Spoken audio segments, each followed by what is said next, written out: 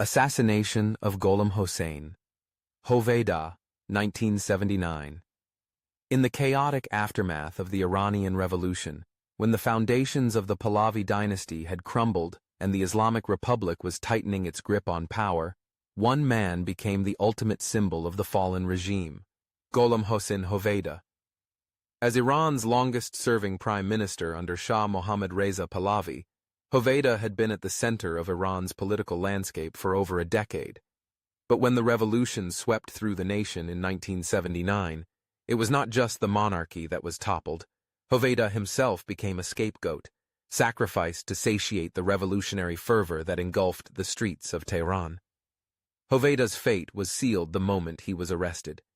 He had chosen not to flee Iran when the Shah departed, believing that he could explain his actions and distance himself from the corruption and brutality that had defined the later years of the Pahlavi regime. But in revolutionary Iran, there was no room for explanations, only retribution. Hoveyda was swiftly imprisoned, and his fate was placed in the hands of the newly formed Islamic Revolutionary Tribunal, a kangaroo court created by the revolutionary regime to dispense summary justice to perceived enemies of the revolution. On April 7, 1979, after a farcical trial that lasted mere hours, Hoveyda was sentenced to death. The trial was a spectacle, a show of force designed to demonstrate that the old order was dead and that the Islamic Republic would show no mercy to those who had served it. Hoveyda's defense was futile. He was accused of everything from corruption and treason to collaborating with foreign powers, all while being denied any meaningful opportunity to defend himself. The charges were a reflection of the revolutionary regime's desire to pin the failures of the Shah's government on one man, and Hoveyda, with his deep ties to the monarchy, was the perfect scapegoat. The execution itself was as brutal as it was swift. Minutes after the sentence was announced, Hoveyda was led to the courtyard of Qasr prison, where an execution squad awaited.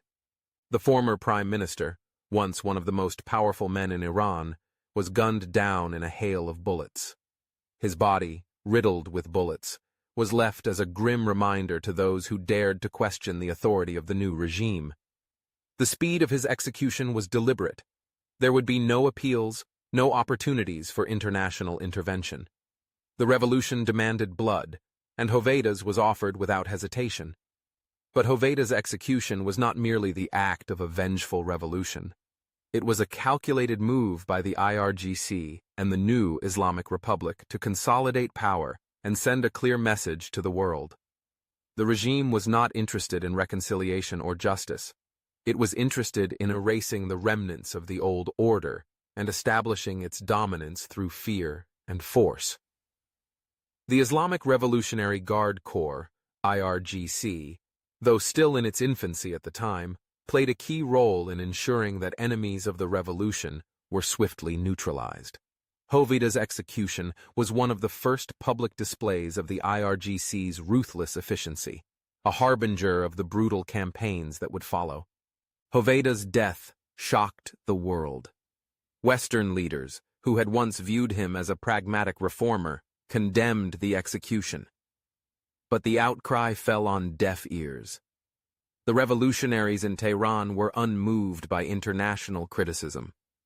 To them, Hoveyda was a symbol of everything they had fought against, a man who had upheld the monarchy and perpetuated the inequalities and oppression that had fueled the revolution. His death was a necessary step in purging Iran of its past. For Iranians who had supported the revolution, Hoveyda's execution was initially seen as justice served. But as the Islamic Republic's grip on power tightened, and the promises of freedom and democracy gave way to oppression and tyranny, many began to question whether Hoveyda's death had been justified. Over time, a more nuanced view of Hoveyda emerged.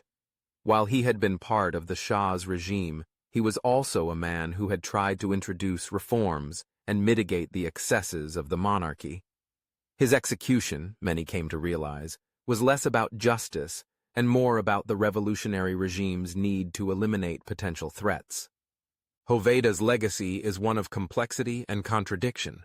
He was a technocrat who believed in modernization, yet he served a regime that was resistant to genuine political reform.